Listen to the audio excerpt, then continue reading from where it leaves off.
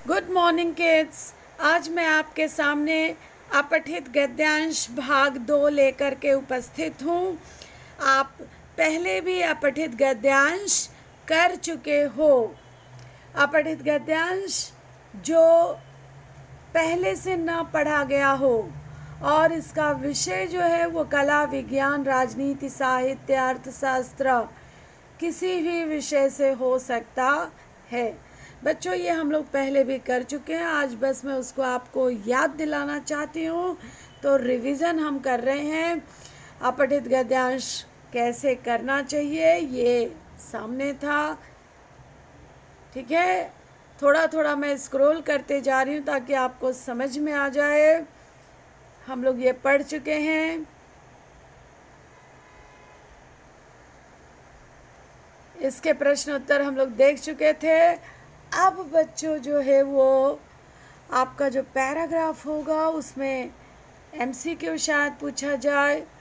अब तक के फॉर्मेट जो थे वो अलग थे, अब हम लोग गूगल पे फॉर्म से एग्ज़ाम ले रहे हैं तो अलग है। यहाँ तक बच्चों हमने कर लिया था। सो चलिए मैं अब इसके आगे ले चलती हूँ। एक नन्हा सा पैराग्राफ देती हूँ। पैराग्राफ देखिए। आप इतनी बुजुर्ग हैं, इसके बाद भी आपने घर से चोरों को कैसे भगाया? दादी ने हंसते हुए कहा, ऐसा हुआ कि मैं नीचे हॉल में सोई हुई थी। चोर खिड़की से घर में घुसे। उन्होंने मुझे लात मार कर उठाया। मैं उठी, लेकिन हड़बड़ाई नहीं। चोरों ने पूछा, माल कहाँ रखा है? तिजोरी किधर है? घर के बाकी मेंबर कहाँ सोए हैं? मैंने बिना देर किए तुरंत कहा, सभी पैसा जेवर लेकर खेत में बने फार्म हाउस में रहने गए हैं बेटा। मैं घर में अकेली हूँ। और हाँ, जाते समय साबुन से हाथ धो कर जाना। कोरोना होने के कारण मुझे यहाँ क्वारंटाइन किया गया है। सुनते ही चोर बेहोश हो गए दादी की बात और भाग गए। सो बच्चों, ये देखो, मैंने सोचा थोड़ा इंटरेस्टिंग पैराग्राफ ले लेती हूँ और उससे ज़्यादा मेरी रीडिंग स्किल सुन के आपको हंसी आ रही होगी। खैर कोई बात नहीं, मैंने तो न्याय किया। जैसा रीडिंग करना चाहिए कैरेक्टर के अनुसार वैसे ही किया। पहला प्रश्न, दादी से क्या प्रश्न पूछा गया था? पैसा और रुपया कहाँ है? जेवर किधर है? चोरों की योजना क्या थी? सारा सामान लूट पाट करके भाग जाने की योजना थी। दादी हड़बड़ाती तो क्या होता? तो सारा राज खुल जाता कि दादी झूठ बोल रही है, उसको क्वारंटाइन वगैरह नहीं किया गया है ना? चोर बेहोश क्यों हो गए? क्योंकि उन्हें लगा अगर दादी को छू छा दिए और कहीं कोरोना वायरस दादी से उनको फैल गया तो भाई रुपए पैसे लूटने के चक्कर में जान ही चली जाएगी। शीर्षक दीजिए। मुझे तो बहुत अच्छा शीर्षक लग रहा है बच्चा, दादी की सूझबूझ। कोरोना से बचने के लिए दादी ने क्या सीख दी? घबराने का नहीं, हिम्मत से काम लेने का। ठीक है बच्चों, ये तो हो गया छोटे बच्चों के लिए, मेरे 6th और 7th और 8th स्टैंडर्ड। चलो 8th वालों को नहीं, they can do it. But अभी मैं बड़े लेकर आ रही हूँ जो मेरे 9th और 10th वालों को मैं देने वाली हूँ। चलिए, बहुत लंबा पैराग्राफ है, आपके सामने नीचे कर रही हूँ। खनन के उपरांत खदानों वाले स्थानों को गहरी खाइयों और मलबे के साथ खुला छोड़ दिया जाता है। खनन यानी खुदाई। खनन के कारण झारखंड, छत्तीसगढ़, मध्य प्रदेश और उड़ीसा जैसे राज्यों में वनोन्मूलन भूमि निम्नीकरण का कारण बना है। गुजरात, राजस्थान, मध्य प्रदेश और महाराष्ट्र में अति पशुचारण भूमि निम्नीकरण का मुख्य कारण है कि वो पशु पक्षी है ना, वो सब खा जाते हैं, पशु घास खा जाते हैं, इसलिए ज़मीन जो है वो उसको पकड़ नहीं रह जाती और पानी के साथ सारी मिट्टी बह जाती है। पशुचारण भूमि निम्नीकरण का मुख्य कारण है। पंजाब, हरियाणा और पश्चिमी उत्तर प्रदेश जैसे राज्यों में अधिक सिंचाई भूमि निम्नीकरण के लिए उत्तरदायी है।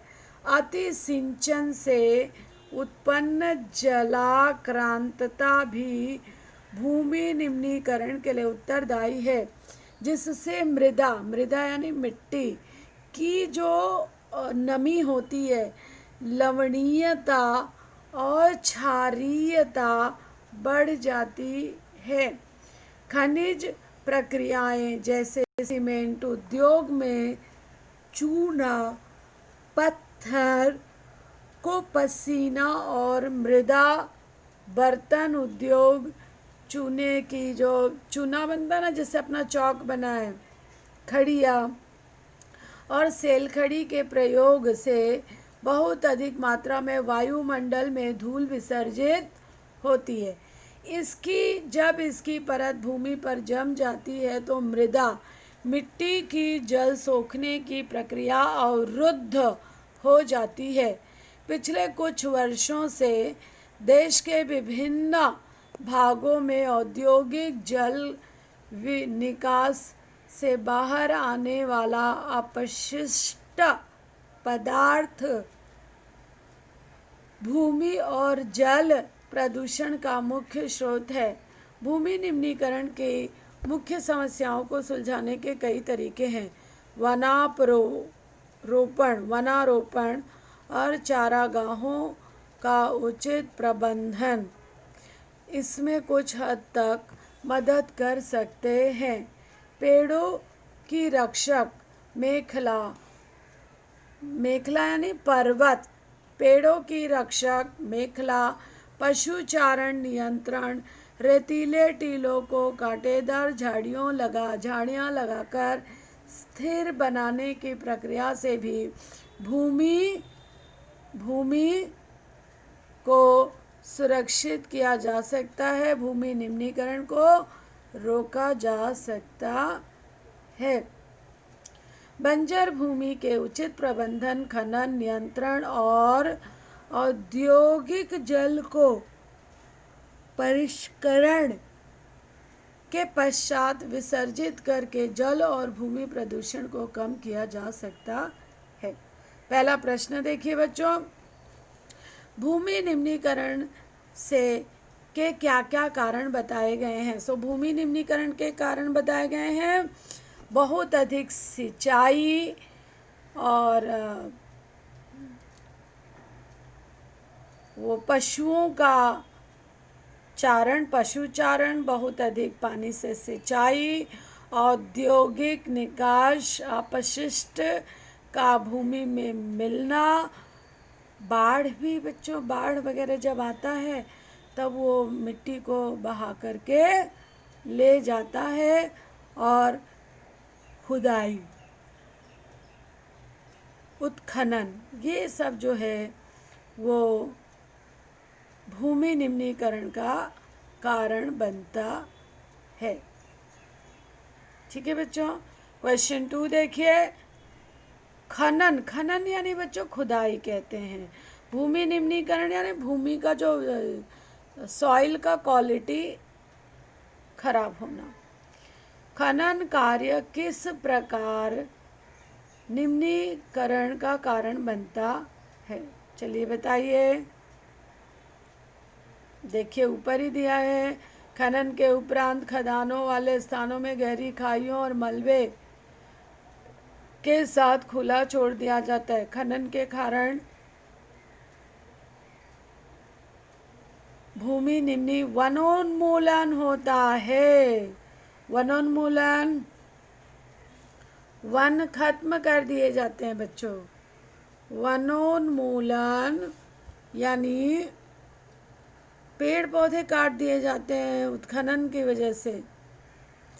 इसलिए भी बच्चों भूमि निम्नीकरण हो जाती है। चूना और सेलखड़ी के से क्या दुष्प्रभाव होता है? चूना और सेलखड़ी वायु को प्रदूषित करते हैं, धूल विसर्जित करते हैं। दिख रहा है बच्चों आपको स्क्रीन में? यहाँ देखिए, धूल विसर्जित करती है। अब इसके आगे देखिए बच्चों,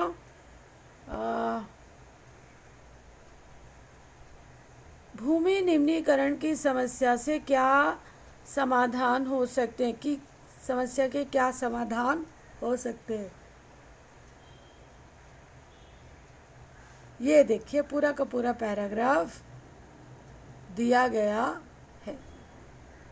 ठीक है बच्चों, अब इसके बाद देखिए, उपर्युक्त अवतरण के लिए एक उपर्युक्त शीर्षक दीजिए। सो बच्चों मेन हो सकता है भूमि निम्नीकरण कारण एवं उपाय। भूमि निम्नीकरण विसर्ग डाल दीजिए बीच में, वो 2 डॉट आता है ना, एक ऊपर एक नीचे, और फिर लिखिए कारण और उपाय। बस बच्चों आज के लिए बस इतना ही। 9th 10th 8th के बच्चे जो है, ये जो दूसरा वाला है भूमि निम्नीकरण का, इसका अपने नोटबुक में इसे लिखेंगे, इस प्रश्न लिखेंगे, उत्तर लिखेंगे, इंडेक्स में डालेंगे अपठित गद्यांश, टाइटल डालेंगे अपठित गद्यांश पार्ट 2 भाग 2। Is it clear? सो 8वीं से लेकर के 10वीं तक के लिए ये भूमि निम्नीकरण वाला पैराग्राफ है, और 6वीं 7वीं के लिए मैं ये पहले वाला पैराग्राफ दे रही हूँ, वो दादी वाला। ठीक है, 6ठी और 7वीं के लिए ये वाला काम करना है, और 9वीं 10वीं को ये वाला अपठित गद्यांश भाग 2। Done. Thank you children, and आपका दिन मंगलमय हो, घर में रहें, सुरक्षित रहें, अपना ध्यान रखें, और सबसे बड़ी बात बच्चों, मुस्कुराते रहें।